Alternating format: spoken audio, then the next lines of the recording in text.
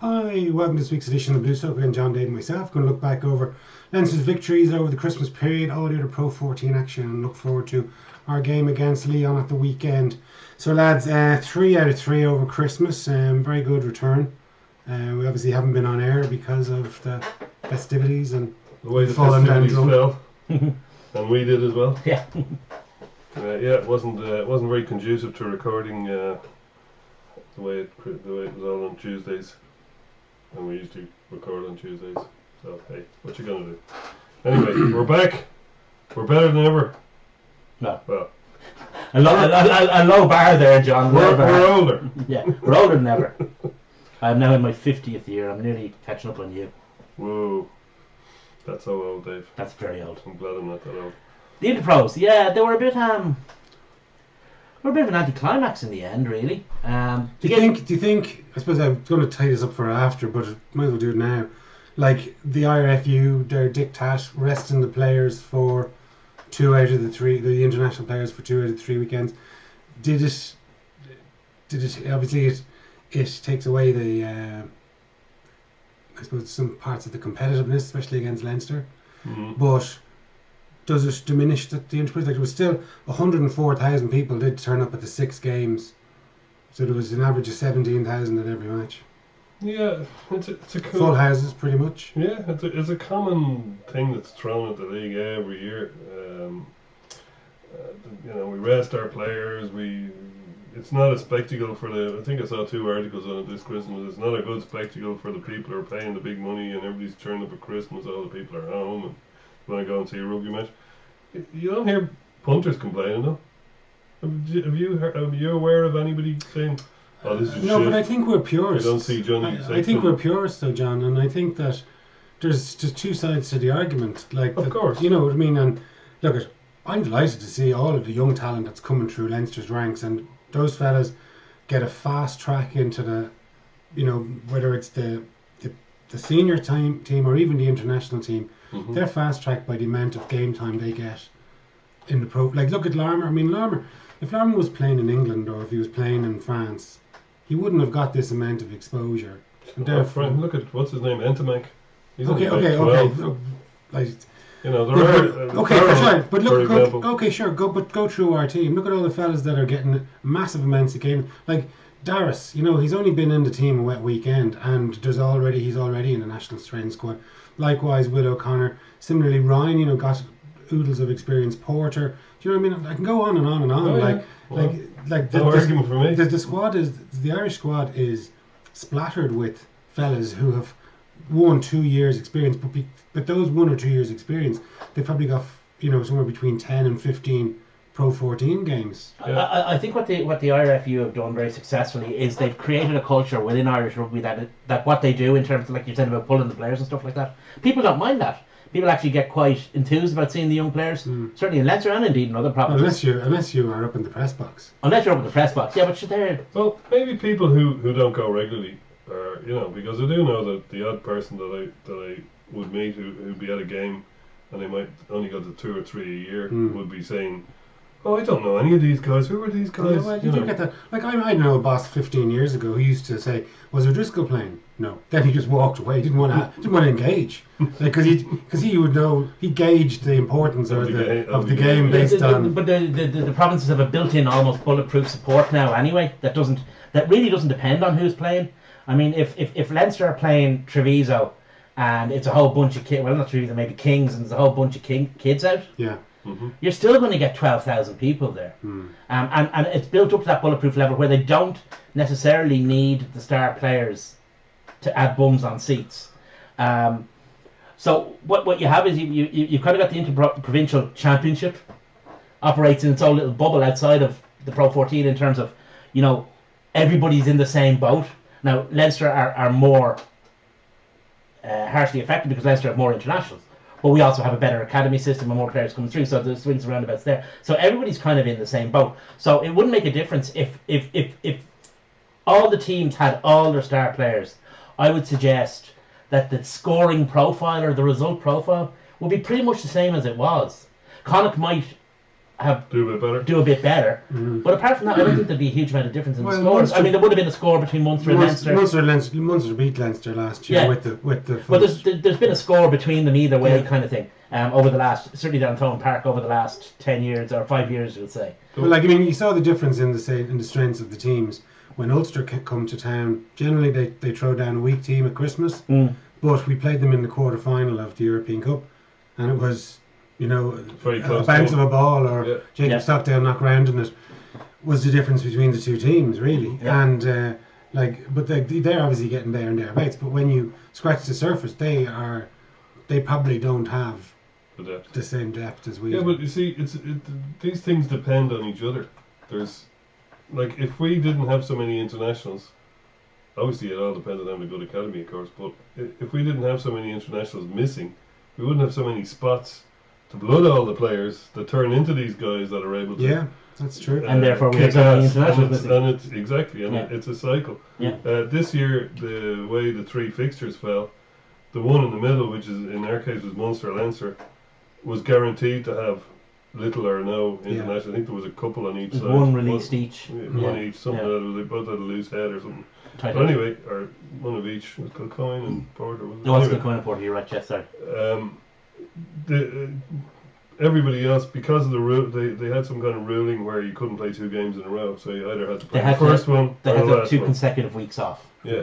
So, like, the RFU own the 4 provinces, and the time of year when they're going to do all their player rotation, or player management, or player resting, in what, let's not forget, is a 12 months season pretty much for the World Cup players. They're going to be playing in June, and they started training in July, as far as I know. In fact, maybe even late June. Yeah. So they will have been going for a full year, so they have to get a break. And seeing as the IRFU are running the show, and you know, But it's more palatable, right? If they can say, right, you're going to take your break, and it's going to be when Munster play against Connacht or when Leinster play against Ulster, rather than, imagine the furore if there was, well, if you say, well, you're going to take the break when Leinster play the Dragons, and then all of a sudden the Scarlets are going, well, why are they getting an opportunity to play Leinster when they've none of their stars playing, and we have to play them when they're pretty full? So, you know what I mean? If they're playing each other, then it's, but like, it's also the way the thing is structured. Like the Heineken Cup 25 years ago was set up to feed players into international rugby because it was mainly unions, you know, back then, or the majority of the countries involved were represented by their unions. So, you know, then our league came along to prepare players to play in the Heineken Cup. You know, so we've got a pyramid structure there where each layer is feeding the next layer. So, but like you say, there's like always going to be one hand works, washing the other. but it works very well. It works for us. It works right? for us, right? But you know, there's a lot of aggro down in Munster at the moment because they feel hard done by. But like they haven't helped themselves because they see, well, you know, they were saying there's like Van Gran was after the Ulster defeat, he seemed to be stopping short of doing a Matt O'Connor, but I think he was kind of almost there. But like, you know, it seems very short-termist down in Munster. Like they were picking your man Adi Madison continually, yet they have a fine player in Craig Casey. But he might as well be starting his career now because he's played absolutely, you know, minuscule number of minutes for Munster so far in his career. Whereas if they had bitten the bullet and said, you know what, we're going to play him, we're going to make him, and we're going to make sure that come this time next year, he's going to have, you know, I don't know, 10,000 or 1,000 minutes under his belt, and he's going to be very comfortable slotting in. But all of a sudden, I don't know, you know, Matthewson's gone, and then he's kind of, he still hasn't got any game time. The coaches who've come from outside the Irish structure always have a problem with it. Michael Cheika complained about it. Joe Schmidt complained about it. Matt O'Connor they get back into about it pretty quickly. Like if they want to keep their job, Dave, they yeah, well, they do. Yeah, but they all complain about it. Rassie Erasmus complained about it and didn't complain about it, depending which face he was talking about. Hold on, but it's what you sign up to. So they don't like you've got your contract. You know your terms and conditions. Yeah, so did Joe Graham, obviously, but it didn't stop him complaining about it. They all complain about it. He's under enormous pressure. The question is how quickly they come to terms. He's under enormous pressure right now. and he has been since day one. He's almost like he's got to prove something, because what he's doing is he's picking practically his strongest available team every time he plays. He was mixing and matching Conor Murray with your man, and not giving Craig Casey any game time. Likewise, the young kid, Casey and I can't remember his name, the young kid that's Healy, were the out half for the Ireland under 20 Grand Slam winning team. Some of it, right? Yeah. And yet those two guys are absolute novices. And when Carberry's after getting in, they have a massive injury crisis at 10. They've obviously Carberry's out, Hanrahan is unlikely to play. They've got nobody else but Ben Healy. So your man Ben Healy he's had no opportunity to play because Van Graan seems to be under this enormous pressure every week to win. He got a bit against Edinburgh. One or two games. One game. He is under huge. I mean, he is under huge pressure. I mean, but he has to have confidence in his own ability to say, do you know what? If we have a shit season this season, we do. But for next season, we have. You also have to remember, Munster haven't actually produced a top quality out half this millennium. It's 20 years now, and Ron O'Gara made his debut for Munster in 1998. Right. Since then, they've had Ian Keatley. Mm-hmm. Well, he was from Leinster via Connacht. Tyler Blayendal. Yeah, New Zealand. Right. JJ Hanrahan never happened. Bill Johnson has gone. Mm-hmm. So they signed Joey Carberry from Leinster. Yeah. I mean, does Van Graan have any faith in the Munster Academy? Very few Munster coaches, whether from abroad or native, have had any faith in it. Certainly for 10 years. Well, maybe they should try and have some faith in it. And maybe they should try and pinch some players from GAA backgrounds instead of. I'm sure there's no child in Ireland's dream of waking up one morning and saying, God, I want to play AFL. But a shitload of them seem to head down to Australia to play. Of course it is. But sure, like you get same cash playing rugby for Munster. Yeah, there's more of a chance of winning a medal playing GAA in Munster than there is playing rugby at the moment. I mean, that's the reality of it. Yeah, but the thing maybe they should be a bit more aggressive and take there is talent there. I mean, it's not just. I mean, because of the whole halfback thing. They complain about the number of the clubs. They complain about the schools. That they have no. They complain, Jason. Okay, but you have to. Full stop. Hold on a second. You have to live and work in the environment that you're in. If you start bitching about what happened last year and 5 years ago and 20 years ago, you're dead. You have to adapt to the environment that you're currently in. Munster just seem to be continually complaining, whether it is Jason, they wrote a play about a friendly they won 50 years ago. Whether it's to do with the numbers of schools that are the decimation of the club game, whatever it is, but you have to adapt to the environment that you're in. Tons and tons of people play GAA every weekend. Why aren't they taking them on? Because they're afraid to take on. The point I'm making is possibly. It absolutely is. But the other issue is that this isn't new.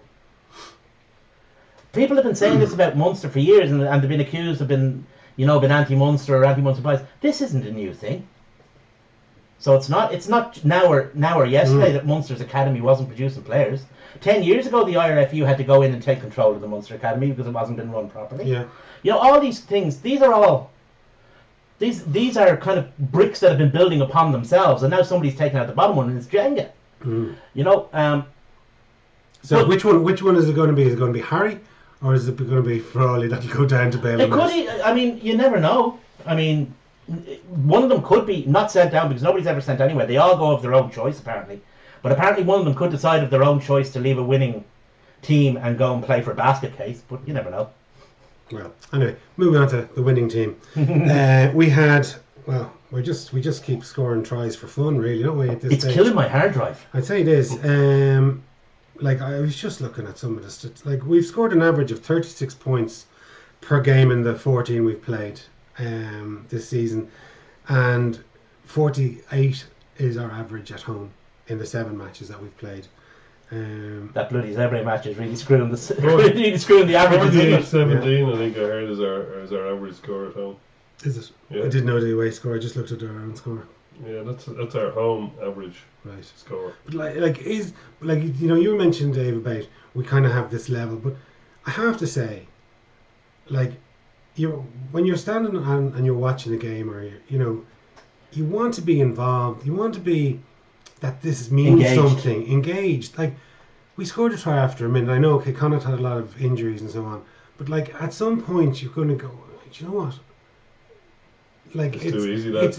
it's not a challenge. Like, and do you know, are we only going to be challenged when we get to quarterfinals in Europe or semi-finals in? Isn't that the worry that we'll end up in one of those and we won't have been tested? Maybe, yeah. You know? Well, we do have the Munster match in The Aviva. the Aviva coming into that, which will be a test. No matter how good or bad Munster are, that will be a test. That is true. But that's the problem of being a really, really good team. But are we running the risk of the How did the league All now Blacks manage? split? Yeah. Well, no. It's very true. No, but I agree. But the All Blacks play within an environment where there's, well, before there was 5 franchises, there was 25 teams all vying, all kicking the shit out of each other, trying to become an All Black, and then they've got this culture that they, you know, you only get it if you're very good, and you only keep it if I you're don't really know why we're good. talking about the All Blacks. They're not even the world champions. You know, there's no equivalent in Europe at the moment for what's happening. There's no equivalent in rugby, sorry, at the moment. Certainly top level rugby for what's happening in the Pro 14. Yeah. You have to look at other sports. Actually, you have to look at soccer where it does happen. Actually, you've got Liverpool running away with it. You've got the old firm teams in Scotland. You've got the Bundesliga. And the Bundesliga where Spain. Bayern and one or two clubs, and then you've got Spain as well. So that does happen, and those teams do manage to function quite well in Europe. Yeah, but they get, like, their Europe, the other clubs that are in it seem to take, all of them that are in it seem to take it very seriously. Yeah. You know, like, whereas, like, if you just take our league, like, and I'm sure there's some could slot in, but I just think our league is turned into 3 tiers. So you have Leinster, Ulster, Edinburgh, Scarlets, Munster. And then a second tier, and maybe you could say Glasgow's in the first tier, but I have them in the second, just based on the points this season. Mm. So Glasgow in the second, along with Cheetahs, who've got 2 games in hand. Mm-hmm. The Dragons, unbelievably, Connacht and Cardiff and Treviso. And then you have a third tier of Zebra, Ospreys and Kings. Do you know what I mean? Where there's this big gulf is starting to... Well, it's normally Zebra, Dragons and Kings. Yeah. So, you know, this I is know. a bit of movement. No, true enough. True But enough. again, you know, that's perfectly true. But that happens everywhere. Yeah. You've got the same situation in England at the moment where Wasp and Leicester are kind of falling off a cliff. It's only Saracens' points deduction that's keeping them at the bottom. Yeah. Otherwise, those 2 They'd teams be would be. top. Yeah. But, like, you well, know, yeah. I was watching... So sorry, just finished. And then you've got the same thing. You always get tranches of teams that are bunched together. You've got the top, like in the English Premiership again. You've got the so-called top 6 teams, the big 6 teams. Then you've got everybody else except for the bottom 3. And like if you look at it the way it generally works in England, the team that's 5th and 6th are generally closer to the team that's relegated than they are to the team that wins the Premiership. And one year in the La Liga, I think it was 4 or 5 years ago, the runners-up were closer to the highest of the relegated teams than they were to Barcelona. Wow. Wow. Like, I was just, you know, obviously with the playoffs are on in NFL at the moment, and I was just Colonial kind of, rugby, Jason. what's that? Colonial rugby. Colonial rugby. I was just trying to make the contrast that, I don't know, there's 22 teams in the NFL, I think, is it? But like all of those matches are relevant, right? You might have a crap team playing against a good team, but there's no relegation there, but they seem to take Have it. draft. Yeah, They do. I mean, the NFL is actually Yeah, a yeah. perfect embodiment. And they have a salary cap. It's a perfect embodiment of Marxism in action. But Yeah. like the salary cap, and actually, like, say, Tom Brady purposely took huge pay cuts so that they could get better players in. Do you know what I mean? It was quite an unselfish thing to do. But then he's married to a supermodel that... And then you probably when three times you're as- talking huge pay cuts, you're talking about down from 50 million to Okay. 40 million. I know that. No, but it did enable his team to spread the 10 million or whatever he decided to forfeit He was around. probably in a joint investment with the owner. Maybe, yeah. Nigel Yeah. was his name. No, Nigel. I know, but I just feel like, you know, if our next home game in the Pro 14 is against Zebra or Ospreys or the Kings, like, Cheetahs it's against. is it, you know, okay, well, The RDS. Cheetahs could come good, but then, like, Cheetahs were beaten by Cheetahs are good at home. Treviso. Cheetahs are No, good. Zebra, they were beaten by Zebra. Yeah, thrashed. Yeah. Yeah. You know, like, it's... It was the first game back after Christmas, though. After they had a break where they couldn't even train because they were hot. Yeah. And whatever about going to Zebra in January for a South African team, but the other poor lads had to go to Edinburgh. Imagine coming from the height of summer then and where are they coming from? Port Elizabeth. Yeah, Port Elizabeth, which is quite hot in the summer. Imagine coming from midsummer, like say mid-June in the Northern Hemisphere, and going to January in Edinburgh in Scotland. Like, that's a cruel and inhuman punishment of the of a city. I mean, the distance would be vast between then and summer in Edinburgh. Never mind winter. Yeah. It is tricky for them, but I mean, the point Jason makes is actually is well founded in terms of it is very hard going into a quarter final. That's why the positioning of those Interpros coming into them this year is significant. That they went with them after Christmas rather than before Christmas. I think the RFU had a bit of foresight of what was going to happen. They used to have one before the start of before the opening round, and then they had another one just before the quarter final. But they moved them again last World Cup, and they did it this time. So I think they do have a certain amount of foresight in terms of what's going on, and it's going to be useful because it is going to be needed. I mean, even if Munster qualify, which is on a hair's breadth at the moment, they will need another match because they're. I'd say they're more likely to not qualify. I know, but it could go either way. Oh, they certainly could. And obviously Ulster will need another game to get because they're starting to channel all their guys back in fit. We'll be bringing guys back in fit as well, and we'll need that step up. So I mean, it is good planning on the RFU's part, but it's hard to know. I mean, who do you blame for other teams not being good? I don't know. That's the problem. You can't penalise Leinster for other things. No, definitely not. But I'm, I would just love an environment where, like, this could be the third season in a row. That, like, if you look at our road of honour in the last 10 years, it's ridiculous just getting to finals. Do you know what I mean? Like, that's winning or becoming second in the league to get into that final, and it just becomes a procession, and it's like watching Formula One now. Like, does anyone really care whether Hamilton wins another? Like, do you know what I mean? The interest is nearly gone from 20 years ago. I watch the Formula E these days. Oh, yeah. It's actually quite good. But look, it is a difficult situation. It's a valid point, but short of a massive talent and attitude transfusion in Wales, or the various other options we've discussed many times before. Yeah. This is the hand we're dealt. We have to play these cards. They seem to be finally getting their central contracts. I don't know if you read that. I did, yeah. The Elite 38. Yeah, so they seem to be getting. Those guys are going to be paid for 80% by the union. By the union, and 20% by the regions. So it's going to be in the region's interest to have these guys. Yeah. So it'll mean more Welsh players. And I Wales. See, like, say, even Ospreys are starting to recruit a little bit.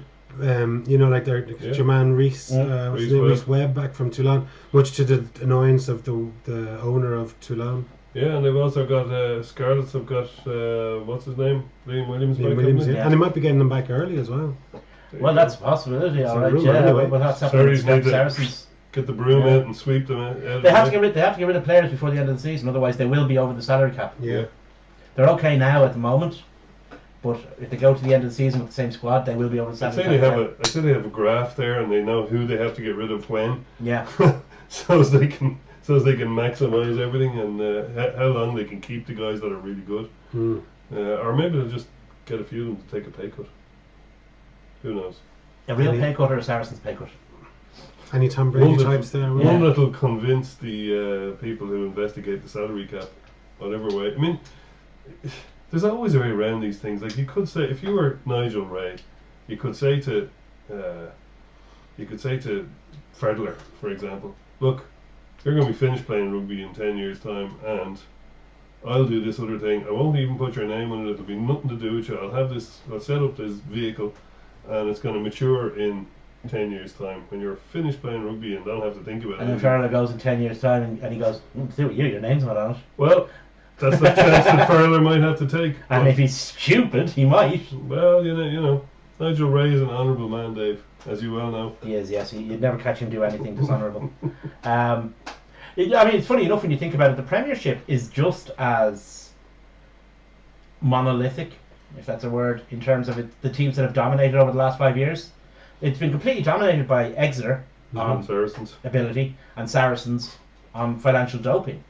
I mean, there's been no teams have threatened it at the bottom, a bit like Scarlets and Glasgow have in the Pro 14, but they've kind of fallen off a bit like Scarlets and Glasgow have in the Pro 14. But with the honourable exception of Scarlets, Glasgow, and Connacht, it's been Leinster all the way through from the back up to when Ospreys were winning it. You could say about England with the honourable exception of Munster won. I mean, it's been Exeter all the way through in terms of honesty, in terms of teams that are actually, not cheating to be top. Exeter have been completely dominant over the last 5 years. Have they been in every Premiership final in the last 5 years? Sure, they might have. Yeah. Yeah, I mean, there's no real difference there.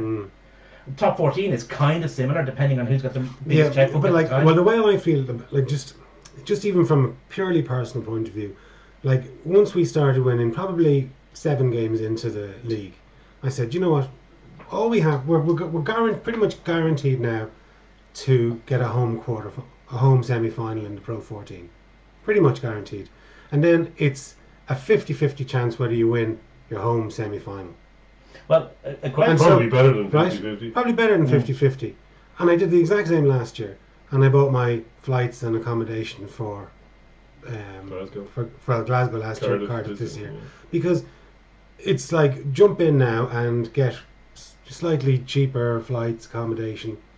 You run the risk of it, obviously, of it going down, but generally it's book in advance and it's a bit cheaper. But it's just a chance or an option that I took. But there just doesn't seem to be any. A league shouldn't be a procession. There should be some kind of challenge that all we have to do is win one. Like if we stopped playing now, we probably would win the league. If we never played but I mean, I have to say, I don't think the conference system has done us any favours in that regard. So. When it was a straight league, like now with the conference, there's only 7 teams in your conference. Yeah.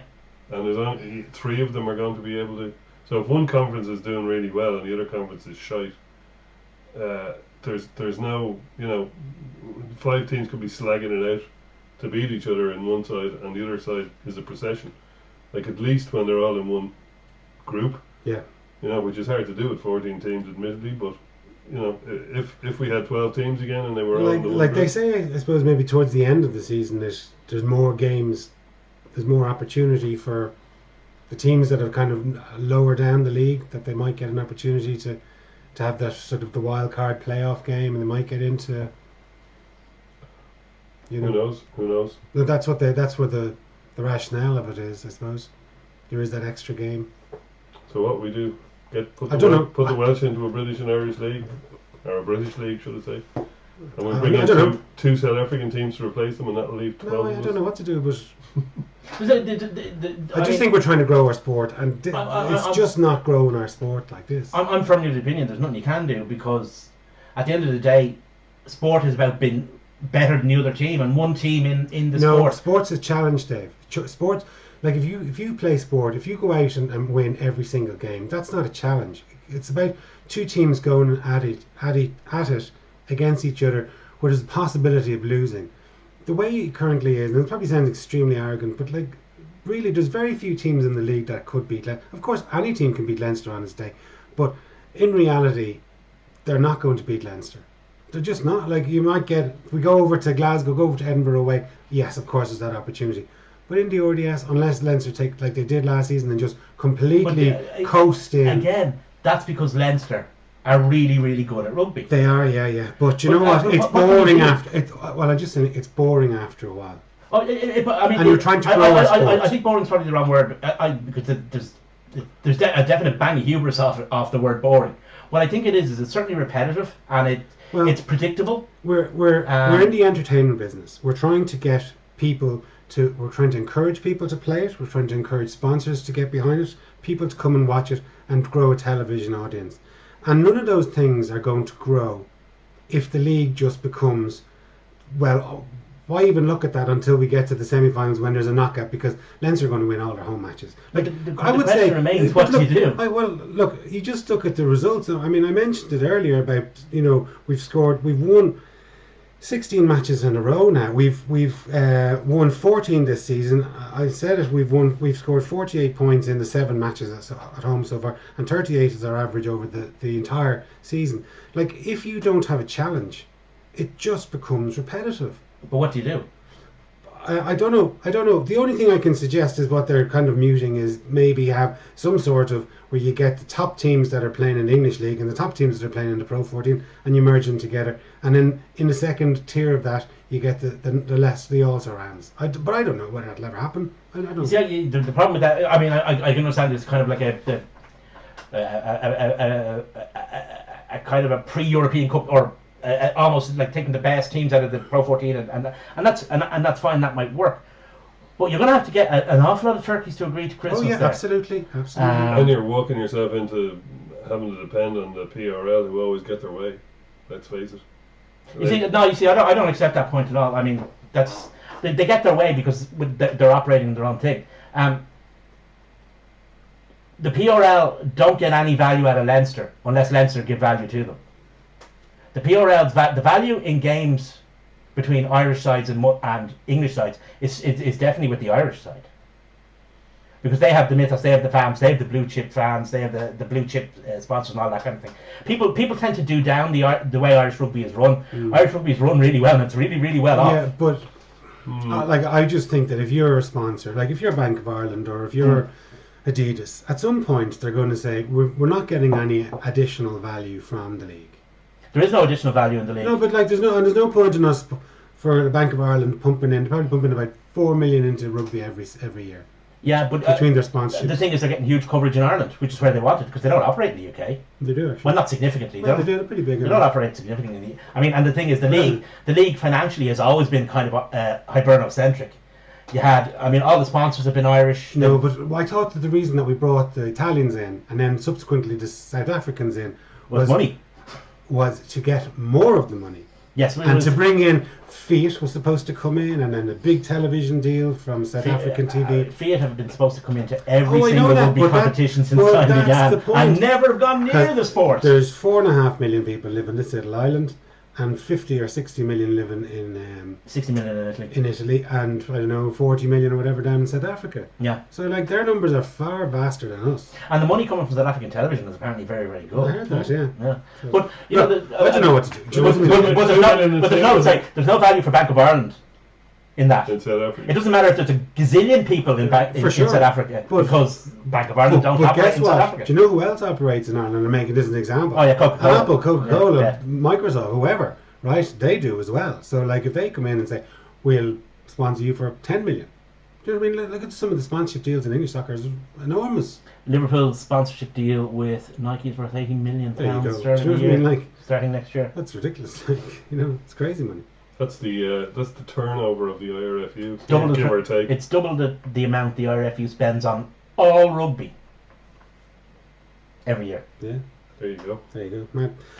So just in terms of what you were saying, Jason, we did have a question in regarding that. If I could open my phone, Mick Thompson asks, do you think Leinster will set a goal of going undefeated for the season? Or is it something that is not a priority for clubs? Would have thought many teams would have done it before, if any. It's the kind of things that fans love. Yeah, I can. And I'd say somebody like Leo Cullen or Stuart Lancaster would be delighted to lose a game just to take that bit of pressure off. No, you see, people think that going undefeated is a goal. That's not actually a goal. What it is, it's a byproduct of achieving the goal, which is in the next game we do this, this, this, and this. And if all those things happen, we'll win. And then we go to the next game, and the byproduct of all that would be that we end up being defeated. It would be coincidental, not actually a goal. Because that's saying, oh, we want to... Because that would mean that Leo Cullen and Stuart Lancaster are sitting now, imaginary, in an office in UCD going, we're going to go... our plan is to go undefeated for the whole season. They're definitely not doing that. And they're definitely not doing that. Their biggest concern is being undefeated. In the knockout games. Sunday evening. At the end of the... And no more than that. Yeah. But the knockout games at the end of the season are the ones they want to be... Like, there's two knockout games in the Pro 14 and 3 in the... But they won't even think about them until they're actually in them. Of course not, but, if you give them a season overview and say, what games do you not want to lose them of obviously it's those 5. I mean, because at the start of every season, everyone, no matter what you're playing, you want to go, oh yeah, I don't want to lose a game all season, hey. And it doesn't work out like that. But from memory, we took our foot off the pedal from last season, and I think we lost 3 and drew 1 of our last 5. We did it in 2012 as well. And we did it the previous season as well. That they seem to sort of taper off for whatever reason. I don't know whether it's personnel that they have or whether it's hard to motivate yourself when you've already won human the nature, match. yeah, but I mean, I would have thought that in some of those games that there would have been some fellas that Wanted to shine. well, you know, like there's lots of competition, say in our back row, there's lots of competition on the wings, that those fellas would have been, you know, really pushing hard to make the team that's going to play in the Aviva Stadium in the semi-final. We might be better off actually this season in terms of that, because we might actually. I mean, we thought that there was a lot of competition, but there was actually at the end of last season there was quite a few injuries and stuff like that. So there wasn't a huge like we said, a lot of competition in the back row. There actually wasn't, because guys were injured. This year, guys will be coming back on stream, coming into the knockouts hopefully. Yeah. So it might actually be that situation where there is this huge competition. I mean, Doris and Deegan are currently metaphorically pucking the heads off. They are, aren't they? One, it's like Yeah. it's like sort of back in the days of the pole vault. You know, there was someone going up an inch, Yeah. and they'd get over the bar, and then the next one would have us. Yeah. But they really are pushing that bar. They really are, And yeah. wait till Jack Deegan Conan comes back. had an amazing Yeah. game there last week. I know Ruddock got man of the match, but Deegan played. And that was on back well. of Doris Doris yeah. having a phenomenal game and getting man of the match against Yeah. Munster. Yeah. So. And Will Connors, I know a different Yeah. position, but also Only slightly. playing out of his skin as well, you know. And then you've got Van der Fleer, who we saw when he was over in Northampton. He was remarkably good. Do you know what I mean? And then you have obviously Dan Levy, And Jack Conan. Jack Conan back out injured, and when they come back, I don't know how But everyone is going. look at the situation. It's like what we used to say about Rocky Elson when he left, you know, or How are we going to replace how are we Ruddock? going to replace him? But it's like Sean O'Brien left, and there's already these kids are coming through and absolutely shining, and it's phenomenal. And you also had a situation where, say, James Ryan had to go off on thing, and Ryan Baird came on Yes. and absolutely blew the walls down. I thought he was superb. I really, really did. Great, yeah. So He's fast as well. yeah, he's really, really quick. Jesus. Yeah. Like he's as fast as James Ryan, who is stupendously Yeah. No, fast. he's quick, Right. James Ryan. I saw him scootering down the wing in the under-20s during the summer in the World Junior Championship. It was ridiculous looking. A guy that He's fast, 6 going, foot a guy 7 that or big 8, going isn't that he? quick was Yeah. it was ridiculous looking. He's a genuine athlete. But you know, these things I'll pay. I mean, and then there's the whole Six Nations thing to get over. We could come out of the Six Nations without a single player. Like, Yeah. Yeah. you never know. Could be in serious trouble. We're going to so- need your Deegans and your Doris. We might be looking for Munster for a loan of Casey, you know, or Healy. We did try to get him back in the summer. did, yeah, but, he Rowan rejected. Osborne did very well against Munster, I thought. Yeah. For a guy who'd come in from the AIL Yeah. over the summer, Yeah. I thought he had a cracking game against the guy who had been him 12 months previously, if you like. And he was well targeted by their big forwards, who you could Yeah. see literally seeking him out Yeah. in attack. On where is he? I'm running at him. And you know he got destroyed. He got dumped a couple of times, but got back up Yeah. and played on, and you know didn't phase him. A guy who I thought was great actually was Dev against Munster. The way he targeted Nick McCarthy's box kicks. I mean, it was hard enough in that condition, in those conditions, to get a ball Wind, up yeah. in any kind of way that you wanted it to. But then you have to try and get it over Dev, who was targeting the box kicks. That was A, good play from Dev, and B, good tactical appreciation. But our tactical kicking was so much better that day than theirs. Like, Yeah, it was, yeah. Like yeah. I don't know if they were putting too much height on it, or they just weren't making any yardage at all. And we were drilling it low and into the wind. It was still We obviously had more lads to play Gaelic football must than have they been. did. Yeah, it must have been. So let's have a quick look at the European games.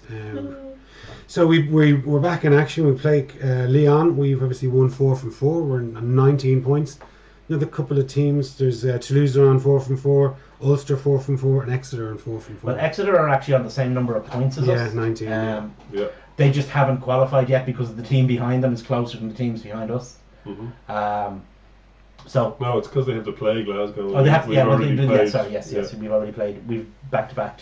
Yeah. But yeah, there's a lot of interesting games in Europe this year. I mean, I suppose we could talk about. We start talking about Munster going to Racing. Yeah. Who will be That's without? a tough Who will one. be without Simon Zebo? Yeah. Who's injured his knee, I think. But Put too much weight on it, did he? I wasn't going to make a joke. He's chasing an ice cream van. No, Racing need to win either that or the game against Saracens, in Saracens. Yep. So I think we can guess which game they'll be targeting. Yep. A home game A home against game. a team that has That has one that is psychologically damaged, that has a lot of guys missing, key guys missing. Yeah. They'll target that. So I think Munster will win. Because I think Munster will win that game because it's not. I'd love it. There's no chance. There's no chance of Munster beating Racing. Let me get this clear. Racing are way better than Munster at rugby. But But and it's a Homer Simpson size but. Munster are way it is. Munster are way better at winning games than Racing Metro, Racing 92, because it doesn't matter. I mean, it does, like the Munster player when you look like we used to say this about Ospreys players. When they look in the mirror, they don't see they don't see the usual beat up rugby player. They see like Ryan Reynolds. When a Munster player looks in the mirror, he sees a Munster player from a club that wins games away in France. Now, whether that belief, the self-belief that Munster players always have, will be enough to overcome their deficit in other areas, Yeah. I'm not sure. Well, I'm sure you watched. I think if Munster came out of that game winning, if Munster won that game, it would not surprise me one It iota. would be a good result for us because it might take Saracens out of the equation. Yes, it would. Yes, we'd all be wearing our Munster jerseys, really. But like I watched them against Ulster last weekend, and They were excellent. well, there was like there was fellas that sure like you made a point, John, on WhatsApp. They were very weak in their front five, and sure enough, they were. But it was the fellas that you wanted to see, or sorry, that they were expecting to see stand up. It's like Peter O'Mahony was pretty much anonymous, with the exception of a couple of turnovers. Keith Earls gave away silly penalties. Carberry looked as though he hadn't played rugby in about 5 months. But Which like pretty much yeah, I know. And but like they couldn't string 4 or 5 and like that match was on Friday, and on Saturday we went to the RDS, and the difference in quality and skill levels was vast. Yeah, but they were a lot closer matched than us in Connacht, in fairness. Yeah. Like But Ulster were at you home. still have Were to, they though? you still have to Well, pass. true. You still have to pass. You still have to catch. Yeah, there was a shocking statistic where they literally couldn't string 3 passes together Yeah, in the whole game. like that doesn't make a difference in who you're playing against. No. Really. I mean, one thing we were talking about Johan van Graan earlier, and I mean, it's very early days yet, because this is the first time he's had his coaching team in place. Right, Roundtree is a guy he wanted, Larkham is a guy he wanted, and for whatever reason, I don't know whether he didn't want them or they didn't want it, but 2 guys who were there beforehand left. Now, you were saying Munster couldn't string 3 passes together. They have a new backs coach, whereas the previous back coach is off at home juggling his World Cup winners medal. And dropping it. In fairness to Felix, he didn't drop very many balls. No, when he got But I mean, so there's a lot of kind of, and Munster can be quite Darwinian. So there's a lot of shadowy hands with daggers Yeah, queuing up behind them. You can see it in them. You can see guys like Keith Wood are beginning to voice a different party line than they were previously. I've heard. And Keith Woods is quite the. Yeah, well, he's quite political anyway. He's quite the portent of doom down there. But I heard Flannery doing commentaries twice, and both times he kind of fought back, and one was against Leinster and one was last week. Yeah, he wasn't taking any. But anyway, I think it was Liam Tolan said to him in the Leinster match something about they got this new coaching team in and they seem to be playing more expansive rugby, and as well. At this moment in time, Munster are winning. Or Munster are losing, and they won this fixture last season. And he said something similar in the Ulster match. all of the ex-Munster players, Stringer, Donegal, O'Callaghan and Flannery, all dumped on the players after the Ulster game. And my thoughts always go back to Rob Penny saying that he just didn't have the kettle. And Another farm coach can play inside club. Well, no, but in fairness, we've been through this point a few times, but like Pat Lam got a Connacht side that were kind of willing to learn. They were kind of, yeah, tell us, Pat. Whereas Rob Penny got a Munster side that were, oh look, pal, we're Munster. We have a way of doing things, and we're not necessarily buying into this fancy shit with the second rows on the wing, and it works in New Zealand, but we're Munster. So it's like they were too important to go back to the drawing board and move with the way the game was developing. Now they've got what's his name, Larkham and Roundtree in, who are absolutely fabulous coaches by their reputations and by where they've been before. They can get their points across. They can motivate players. They haven't had them very long though. No, absolutely. That's what I was going to But say. I did make that point. They're going to need a bit of time to do it, and all Van Graan has to do is settle back and be a what do they call it? A facilitator, but a director of rugby. Yeah. That's what I'm looking for. Collegiate. So somebody who does all the hiring and firing and all the stuff that Leo Cullen does in Leinster a lot, needs to just trust those unit coaches to do their job, and see if they can actually motivate the guys. Because surely now, after 9 years of trophy drought, that the players are gonna buy into whatever they're told to buy into. Surely, You'd expect them to. you'd expect them to. Now, I don't have any contacts that are that close to Munster, so I'm not. I don't know what the feeling is down there or what the lay of the land is. All I can tell is what I see from the outside. But Well, speaking to a few, I'm hoping they buy into whatever it is they need to buy into. now speaking to a few people that are going over to it, and like they were not travelling with any optimism. I don't think how anyone can have, apart from Dave here. I've just seen it happen once, all too often. I mean, would you genuinely be surprised if Munster won that game? Yeah, I actually would. I wouldn't. I didn't think they look very good now against be Ulster thrilled. last I mean, weekend. Would be surprised. in fairness to them, they lost away to Saracens. Came away with that game with nothing, through their own stupidity. Yeah. Yeah. You know, Got ahead And in the match LBT. against Racing, they should have. won that as Should have well. won. I mean, they're for all that we're talking about how, they're not what they should be in terms of their rugby ability. In terms of decisions made, 2 decisions made have cost them at least 2 points. Yeah, like they're there and thereabouts. They probably don't have that experience 10 maybe just to pull them over the line. Don't say that; they'll come looking for another one.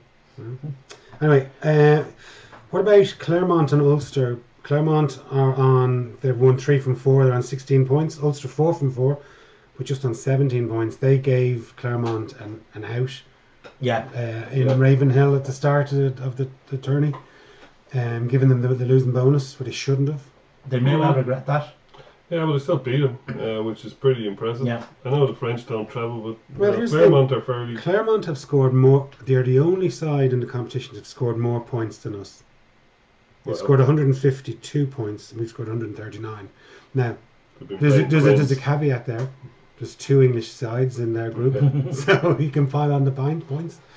Yeah, well, all Ulster have to do Is to come out of that group is beat Bath and Ravenhill. And if they get anything this week, it's a bonus. It'll be great to win it this week and tie it all up before they play Bath, but effectively they can win. They can't win the group necessarily, but they can definitely qualify just by beating Bath. If they get nothing, if they get beaten 200-0 in Claremont, they can still qualify by beating Bath. Unlike Munster, whose trajectory looks at best flat, Ulster's trajectory is upwards. Yeah, Do you think of where they've come from in 2 seasons? They had the Basket court case. Yeah. coaches flying out the door, all over the shop, And you look at and also the team was getting old. There was a lot of fellas regardless of whether it was fellas fired. There was also fellas getting old and leaving, like Trimble and Rory Best. There are some weaknesses in that team. But you look at there's young players there, like for example Balakoon has come in and he's really, really good. I didn't realise how tall he was. Yeah, he's huge. 6'4".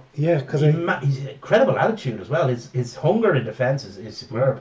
Obviously Stockdale looks to be getting a bit of form back. Luke Marshall is getting form back. An in-form Luke Marshall is one of the best players in Ireland, as far as I'm concerned. He's a great defender.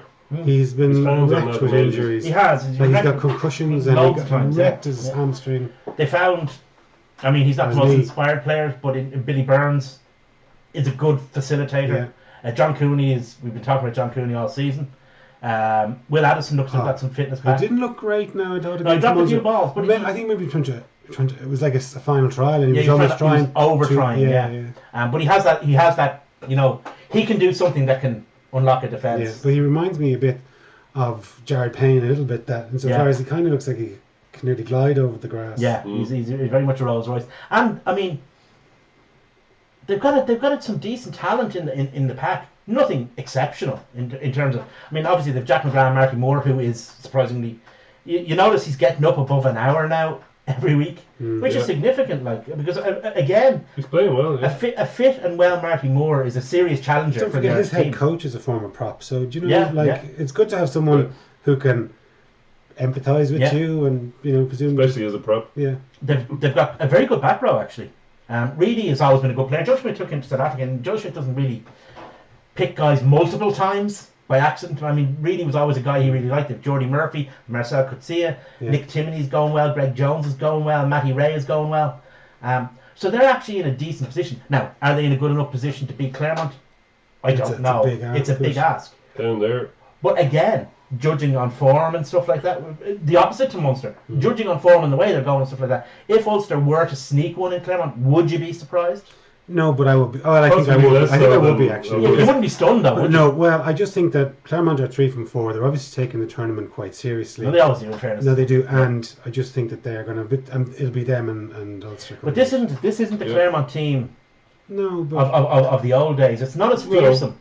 No, but they're still bloody good. Oh, they're still good, bloody good. But if Ulster want to be anything, that's the level they have to get to. Yeah. And if they're good players, they'll know that. Well, like it's something that we didn't do. We didn't go down to Claremont in the 2 or 3 seasons. We've never beaten them there. No. We beat them in a semi-final in Bordeaux. Not there. Like so. I mean, when you consider how good we were that year. Yeah. I mean, we demolished everyone except Claremont. Yeah. I mean, that. We were lucky to do them in the semi-final. Yeah. Only Wesley's bicep. If he'd spent less time in the gym, more time in the pie shop, he would have scored that try. Simon's ego come back. Oh, but so I mean, if Ulster want to be anything, and I think they do, and McFarlane, they're almost in a different situation. McFarlane seems to be getting more out of his players week on. So, but like that's what good coaches do. Yeah. Like Pat Lam, for example, in his I know he had 3 years in before they really came good, but he really made the most of his players. He had them, and Rob Baxter is always quoted as a guy who gets players who may not be like leading lights the way they have in Saracens, but he gets guy Steenson, for example, came up from the championship with them and played fabulously for 10 years. And John Hayes' brother, Tom Hayes, and they have all these players, and they seem to be able to gel them together. Big Bingham-esque. Get them to play. Well, there are stories. I mean, you see that. The thing about Pat Lam and that kind of team is, with 1 or 2 exceptions, have any of his players looked any good? Not any good, but have they looked anything like the winning team that they were since he's gone? Not often. Not really, no. No, he had the perfect. I'm going to use a classic word from the classic gestalt there. You'll have Mick Thompson scrabbling for his dictionary. It's under your pile of porn, Mick. So, yeah, I mean, I think Clement Fran's done a really, really good job up there, and I think that for Ulster to take the next step, they're going to have to win one of these games, whether it's Claremont away or Toulouse away or somebody away in the European Cup to go to the next level. Because then when they come to a quarter-final against a team like Leinster and they have that little bit of hardship that they had against us dropping the ball, when they drop the ball, they'll just file it away because they know they can get over it anyway. Yeah. And that's what every team has that. Another team with 4 from 4 is Toulouse. They travel to Galway at the weekend. Connacht 2 from 4. Poor old Connacht, injury troubled Connacht are probably not going to be It'll probably be a sunny day in Galway. More than a bumper ornament on the juggernaut of the way their luck is going of Toulouse. I'm sure they give them a good game. I think there's a couple coming back, but Delan is back, and they lost. Obviously, they lost the out half. Fitzgerald.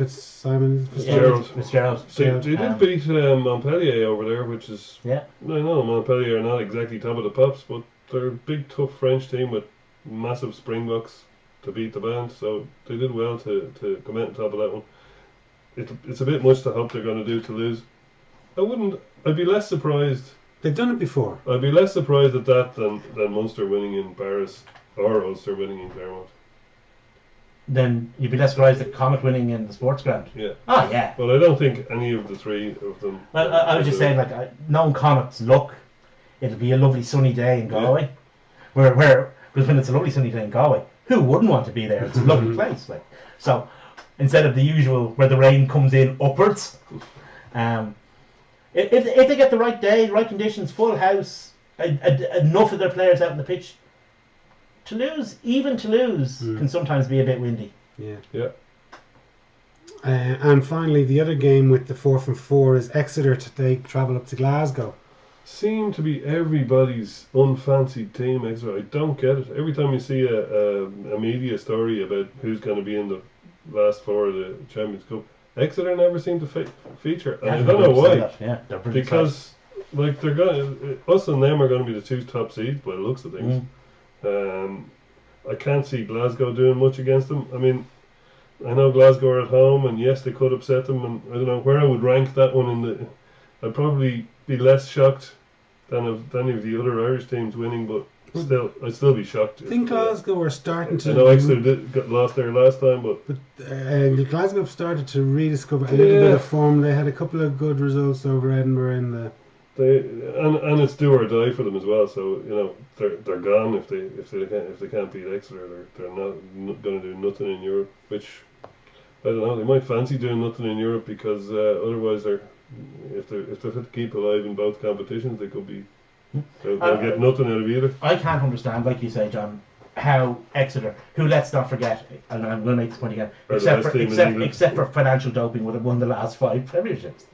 Yeah, it gets more every time. It was 4 last time. No, it's a 5. Yeah.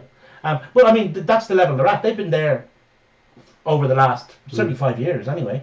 But and nobody thinks that they're going to win the European Cup. They've had a couple of years of learning, you know. Leinster they've done it. They played the Jews this time. Leinster had them a couple of seasons ago, and we were lucky to get out of Dodge. Oh yeah, we absolutely were. But maybe we were even lucky when we were in Dodge, like here. Yeah, that it was a tough game to win. I think we got one try. We came back in the second half, wasn't it? You know, and then like last season, Munster kind of showed them the difference between also-rans and teams that have a pedigree in Europe. Yeah, they had a shit season last year in Europe. But that's where Exeter they probably see learning. By taking those 2 games, that's the level we have to be. Mm-hmm. You can have your premiership, but you got to take it up. That was their 2007, 2008. Their Clonettley match. Yeah. But that in terms of like the Europe, I mean, remember how we were quite poor in 7-08. We had Toulouse and Leicester in our group. We beat them both in Dublin, but we were nowhere away from home. Leicester kind of had that issue as well. Exeter last year were a bit like that. Mm-hmm. But you know, and we all know what happened to us the next year. So yeah, they're a strong side, all right, and they've got some very good players playing for them, and they've strengthened. Like they brought in Hogg. Yeah. You know, Johnny Gray coming next season. Yeah. Mm. Yeah. Well, it seems to be a Scottish thread running through them, all right, isn't there? Well, the name like Baxter. Mm. Yeah, I think he's local. I think he's from Exeter. Yeah. Like the soup. Yes. What other matches are jumping out at me? We haven't really spoken too much about our game against Leon. What does it say? Sure, aren't we going unbeaten all season? Yeah, we've scored, again, I was just looking at it, we've scored 20 tries in our first 4 games. You know, like... Only one against Leon, though. Yeah. And I thought it was very telling. Leo Cullen was on the other day, or maybe today, saying how we have to maximise every point from this fixture, which is code for bonus point. We want a bonus point out of this, buddy. We're not going for 4, we're going for 5. Well, clearly they want to guarantee home quarter final in Liga Viva and potentially home semi-final. And potentially to play, I don't know, Northampton maybe or someone like that, rather than... Or Saracens. Saracens, hopefully not. I wouldn't mind taking Saracens at this stage in Dublin. Well, it's if I could get them in Dublin, it's a lottery, mate. It's a lottery. How do they come through the Six Nations? What happens to them in their league? Yeah, if I'm going to play Saracens, I want to play them in Dublin. I don't want to play them in Marseille. That's true. You know? Yeah, for sure. Yeah, I mean, Leon apparently have little interest now. I'd at this say they're stage. gone now. They're I out of the think- competition. I think that they've picked up 7 points. They've had 1 win Yeah. out of 4, but they've picked up bonuses in all of their other Oh, matches. though. they're a doughty side. Bit short on quality, but they're going well in the top 14, and I think that's what for a team that's recently been promoted. That's going to be a significant. I didn't check where they were in the top 4. They were leading it during I think they're the second. Second, World Cup, yeah, yeah. I think, yeah. So for them getting into the barrage is going to be the big thing. Yeah. I think if they were to offer them a Heineken Cup quarter final or a place in the barrage, they'll take the barrage. I Yeah. mean, that's just the way it is. I think that's their ambition. For a So newly, that- for a that's newly their- promoted side. But that's their level Yeah, of ambition. a relatively newly promoted side. That's so can't blame them. But it does mean that they may well arrive up in Dublin with either a weakened or a less than committed side. Well, I think what they're going to show up with is a side that are there to spoil. A side that are there Yeah, to just try and get awkward and gnarly and niggly and do all that shit and try and upset us. I'd say that's their modus operandi. So it's up to us to snap them out of that early and give them a few big hits and make them question what they're doing here. And that's then we can start the fancy shit. Starting the fancy shit in minute 1 is well, it might be nice, but Yeah, because it took us 2 minutes to score last it took week. us 2 minutes last week. If we can get I'll allow Leinster to get beyond 20 minutes before winning the bonus point. No, I mean, it's always the same. Get beyond 80 minutes. It's always the same with They these. get it. It's always the same with French teams who come over in this situation, where they're not committed but still, have a certain amount of pride. You have to knock that pride out of them. Yeah. That's exactly And the that point, can't. yeah. That doesn't happen. You don't do that by flashing the ball around. You literally have to knock it out of them. So it's going to be. I mean, But like it's a Sunday morning or Sunday Lunchtime. lunchtime kickoff. It's not the most conducive to rocking atmospheres. I don't know about that. If the team, I remember we were talking about 2007, 2008. We played Leicester on a Sunday afternoon at. That was a Saturday. No, I think it was a Saturday. Saturday, but it was still 1 It o'clock on a was, Saturday yeah, afternoon. It was, yeah. And the atmosphere that day, if you recall, was absolutely No, it was, magnificent. yeah, absolutely. It was in October, if I remember It was correctly. one of the first games because I remember I was in the ground Toulouse early because I was at at the home in supporters January. club, and I remember whoever was working the PA that day played Rehab by Amy Winehouse 476 times consecutively. And he's not exaggerating. I'm really not. For the 100 million time. I'm really not exaggerating. You can ask Miriam; she was there with me. But anyway, there was a great atmosphere there. But Leon aren't Leicester. Particularly, they're not Leicester, vintage era Leicester like that team was. So it's going to be. We'll get a good atmosphere. We'll get a good crowd. That was the one where Shaggy chased down yeah, Tuilagi and yeah. battered him. Yeah. Goody had his big chops. Yeah.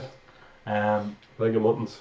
So it'll be a fun. I'd say. I mean, they're talking to 17,300 tickets sold already, which means Pretty much sell out, yeah. it's heading for a sellout, and it'll be fun for a while for Leon. But I think Leinster will try and just knock that pride out of them, and then if the conditions are right and the platform is there, they look to play off that. The first thing you have to do against the French team in this situation is Hurtle them out of it. you have to knock the last remnants of pride out of them.